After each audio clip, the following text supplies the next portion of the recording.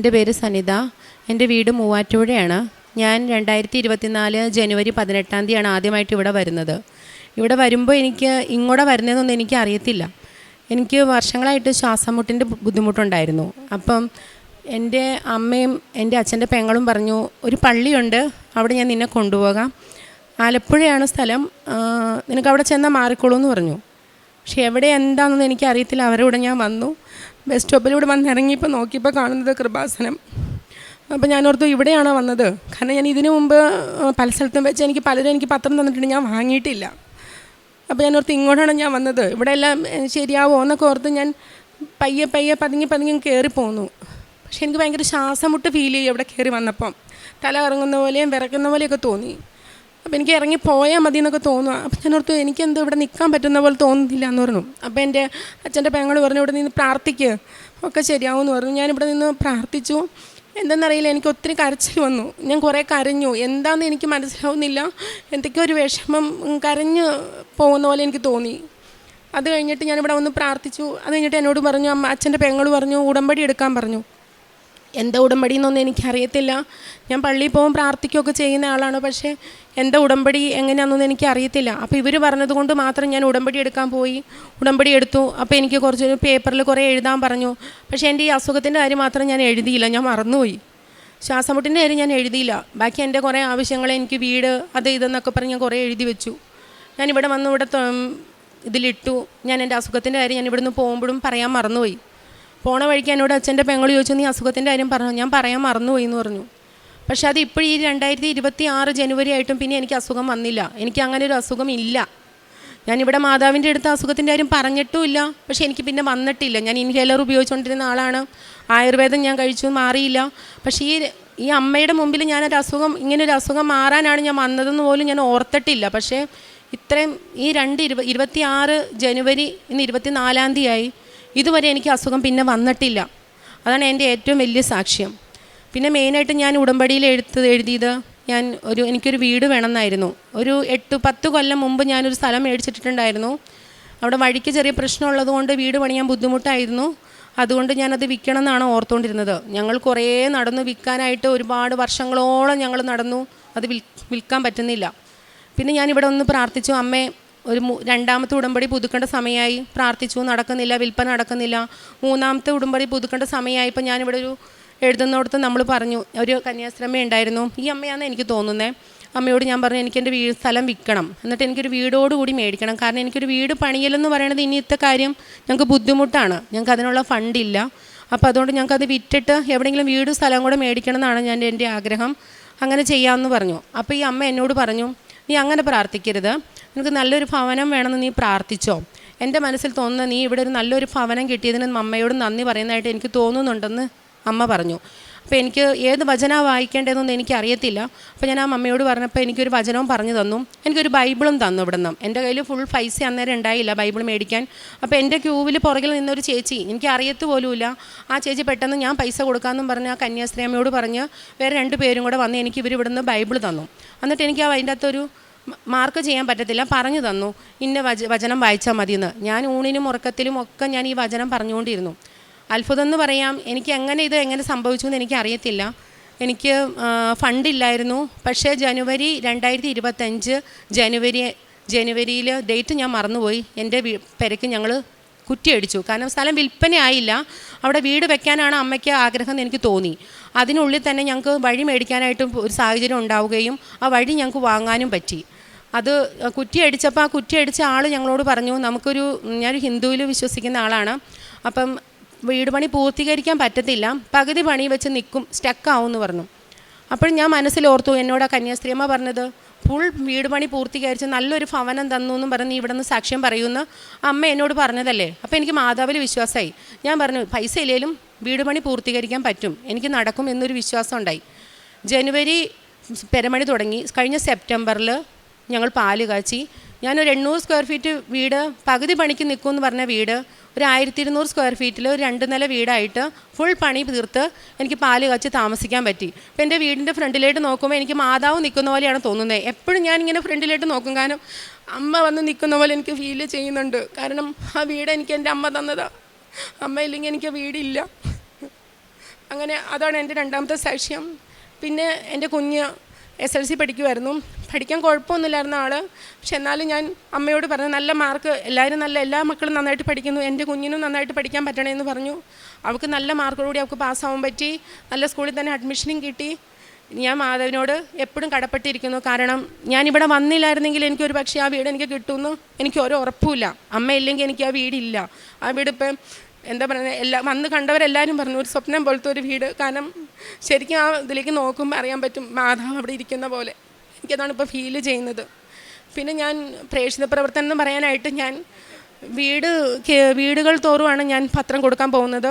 ഓരോ വീട്ടിലും ചെന്ന് അവരെ കണ്ട് വീട്ടിലുള്ള ആൾക്കാരോട് വിശേഷമൊക്കെ പറഞ്ഞ്, അവരെ ബുദ്ധിമുട്ടുള്ളവരോട് ഈ മാതാവിൻ്റെ കഥകളെല്ലാം പറഞ്ഞ്, എൻ്റെ അനുഭവങ്ങൾ പറഞ്ഞ് എല്ലാം പറഞ്ഞ് അവർക്കും ഭയങ്കര ആകാംക്ഷയായി. ഒരുപാട് പേര് വരുന്നുണ്ട്.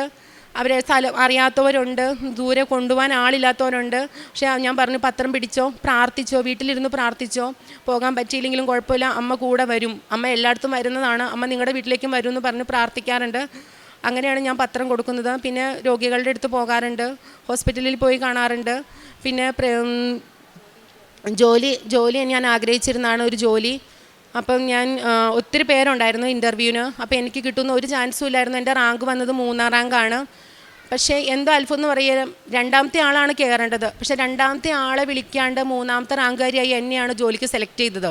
അതെനിക്ക് ഭയങ്കര അത്ഭുതമായിപ്പോയി. കാരണം കാസ്റ്റ് വൈസ് വന്നപ്പോൾ എനിക്കായിരുന്നു ആ ഓപ്ഷൻ വന്നത്. അതുകൊണ്ട് എനിക്ക് ആ ജോലി കിട്ടി. രണ്ടാമത്തെ ആൾ മാറിപ്പോയി. പുള്ളിക്കാരത്തിയോട് ഞാൻ പറഞ്ഞു, ഞാനിങ്ങനെ പള്ളിയിൽ വന്ന് പ്രാർത്ഥിച്ചു, അതുകൊണ്ടാണ് എനിക്ക് ഈ ജോലി കിട്ടിയത്. പുള്ളിക്കാരത്തിയും ഭയങ്കരമായിട്ട് വിശ്വസിക്കാൻ തുടങ്ങി. എൻ്റെ ഫ്രണ്ട്സിനോടൊക്കെ ഞാൻ പറഞ്ഞു, അവരൊക്കെ കൂടുതലും പേര് ഇവിടെ വരുന്നുണ്ട് ഇപ്പം എൻ്റെ അനുഭവം കൊണ്ട്. പിന്നെ അനാഥാലയത്തിൽ ഞാൻ പോകും. കുട്ടികൾക്ക് അവർക്ക് വേണ്ടുന്ന എന്നെക്കൊണ്ട് കഴിയാവുന്ന സഹായം ഞാൻ ചെയ്യും. പിന്നെ കുഞ്ഞുങ്ങൾക്ക് ബാഗില്ലാത്തവർക്ക് ബാഗ്, വസ്ത്രമില്ലാത്തവർക്ക് വസ്ത്രം, പിന്നെ ഫുഡ് മേടിക്കാനൊക്കെ ആയിട്ട് എൻ്റെ അടുത്തായിട്ട് ആര് വന്നാലും എന്നെക്കൊണ്ട് കഴിയാവുന്ന ഞാൻ സഹായം ചെയ്യാറുണ്ട്. എന്നെക്കൊണ്ട് പറ്റുന്നത് ഞാൻ ചെയ്യാറുണ്ട്.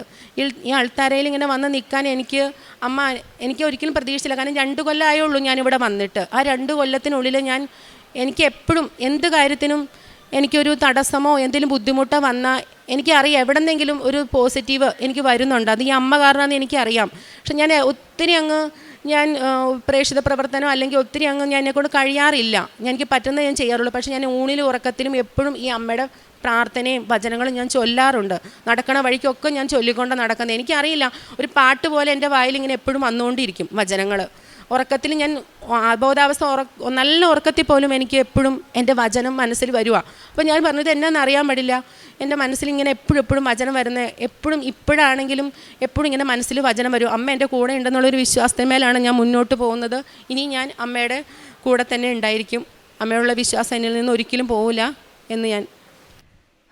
അപ്പോൾ നിങ്ങൾ എന്നെ വിളിച്ചപേക്ഷിക്കും, എൻ്റെ അടുത്ത് വന്ന് പ്രാർത്ഥിക്കും, ഞാൻ നിങ്ങളുടെ പ്രാർത്ഥന കേൾക്കും. ജെറമയ പ്രവാചകൻ്റെ പുസ്തകം 29-ാം അധ്യായം 12-ാം വചനമാണ്. നമ്മളേത് സാഹചര്യത്തിനാണെങ്കിലും വിളിച്ചാൽ വിളി കേൾക്കുന്ന ഒരു ദൈവമാണ് നമ്മുടെ കൂടെയുള്ളത്.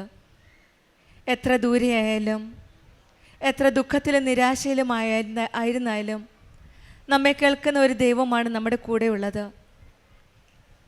പരിശുദ്ധ അമ്മ പ്രത്യക്ഷപ്പെട്ട ഈ ആലയത്തിൽ വന്ന് നമ്മൾ വേദനകളോടെ ദൈവത്തെ വിളിക്കുമ്പോഴാണ്, കണ്ണീരോടെ പ്രാർത്ഥിക്കുമ്പോഴാണ് നിശബ്ദതയിൽ ദൈവം നമ്മളെ കേൾക്കുന്നത്. പരിശുദ്ധ അമ്മ നമ്മെ ദൈവത്തിലേക്ക് നയിക്കുന്നു. നമ്മുടെ പ്രാർത്ഥന ദൈവത്തിലേക്ക് എടുക്കുന്നത്, കൊണ്ടുപോകുന്നത് പരിശുദ്ധ അമ്മയാണ്. അമ്മയാണ് നമ്മളോട് പറഞ്ഞത്, എന്നെ അല്ല എൻ്റെ മകനെ വിളിക്കൂ എന്നാണ്. ഞാനും നിങ്ങളോടൊപ്പം ഉണ്ട്, നിങ്ങളോടൊപ്പം പ്രാർത്ഥിക്കുന്നുണ്ട്. നിങ്ങളുടെ പ്രാർത്ഥനയെല്ലാം എൻ്റെ മകനോട് പറയാം, ഞാൻ നിങ്ങളുടെ കൂടെ ഉണ്ടെന്ന് പറയുന്ന ഒരു അമ്മയാണ് നമ്മുടെ കൂടെയുള്ളത്. എപ്പോൾ നമ്മൾ വിളിച്ചപേക്ഷിച്ചാലും നമ്മുടെ പ്രാർത്ഥന കേൾക്കുന്ന നമ്മുടെ ദൈവത്തോട് നമുക്കും പ്രാർത്ഥിക്കാം. അങ്ങനെ ഒരു പ്രാർത്ഥനയാണ് സനിത എന്ന സഹോദരി നമ്മളോട് ഷെയർ ചെയ്തത്. ഇവിടെ വന്ന് ആദ്യമായി ഉടമ്പടി എടുത്തിട്ട് ഈ മകൾ പ്രാർത്ഥിച്ചിരുന്നത് 4 വർഷം നീണ്ടു നിന്ന ശ്വാസം മുട്ടിൽ നിന്നുള്ള ഒരു വിടുതലും പിന്നെ ഒരു ഭവനത്തിന് വേണ്ടി, ഒരു ജോലിക്ക് വേണ്ടിയിട്ടുമൊക്കെ ആയിരുന്നു. ഇവിടെ വന്ന് ഉടമ്പടി എടുത്ത ഉടനെ പരിശുദ്ധ അമ്മ ഇവരുടെ ജീവിതത്തിലേക്ക് കടന്നു ചെല്ലുകയായിരുന്നു. ഒരു ഭവനം ഒരു സ്വപ്നം മാത്രമായിരുന്നു. അമ്മ തന്നതാണെന്ന് വീണ്ടും വീണ്ടും ഈ മകൾ റിപ്പീറ്റ് ചെയ്ത് പറഞ്ഞപ്പോഴും ആ മകൾക്ക് പൂർണ്ണ വിശ്വാസമുണ്ട്. 10 വർഷമായി സ്ഥലം മേടിച്ചിട്ടു. ഒരു വീട് വെക്കാനുള്ള ബുദ്ധിമുട്ടുകൾ ആ മകൾക്കറിയാം.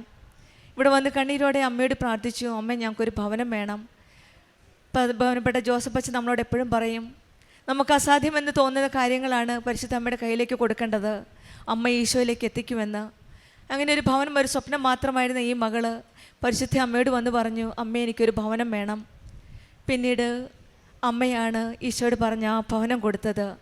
അതുകൊണ്ടാണ് ഈ മകൾ പിന്നെയും പിന്നെയും റിപ്പീറ്റ് ചെയ്ത് പറഞ്ഞത്, അമ്മ തന്നതാണ് ഈ വീട് എന്ന്.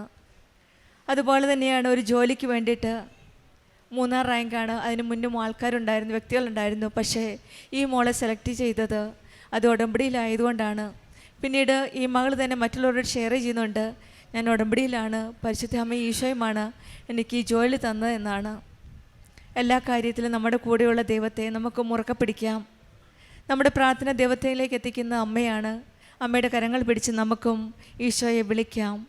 ദൈവം ദൂരെയല്ല, വിളിക്കുന്നവനെ അവന് കേൾക്കുന്ന ദൈവം കേൾക്കുന്നു. ദൈവത്തെ വിളിക്കാൻ ധൈര്യം നമ്മുടെ അമ്മയാണ് നമുക്ക് നൽകുന്നത്. നമ്മുടെ കരം പിടിച്ച് നമുക്ക് ദൈവത്തെ പൂർണ്ണ ഹൃദയത്തോടെ, വിശ്വാസത്തോടെ, പ്രാർത്ഥനയോടെ, ഭക്തിയോടെ നമുക്കും വിളിക്കാം. ദൈവം കനിഞ്ഞു നൽകിയ എല്ലാ അനുഗ്രഹങ്ങൾക്കും സന്നിധിക്കും കുടുംബത്തിൽ ലഭിച്ച എല്ലാ അനുഗ്രഹങ്ങൾക്കും നമുക്ക് കരങ്ങളടിച്ച് ദൈവത്തെ മഹത്വപ്പെടുത്താം. അത്യപൂർവ ദൈവാനുഭവങ്ങൾ ഇനി നിങ്ങൾക്കും സ്വന്തം. ഈ യൂട്യൂബ് ചാനൽ ഇതുവരെ സബ്സ്ക്രൈബ് ചെയ്തിട്ടില്ലെങ്കിൽ ഇപ്പോൾ തന്നെ സബ്സ്ക്രൈബ് ചെയ്യുക. ഈ വീഡിയോ ഇപ്പോൾ തന്നെ നിങ്ങളുടെ സുഹൃത്തുക്കൾക്ക് ഷെയർ ചെയ്തുകൊണ്ട് കർത്താവിൻ്റെ പ്രേക്ഷിതരാകുക.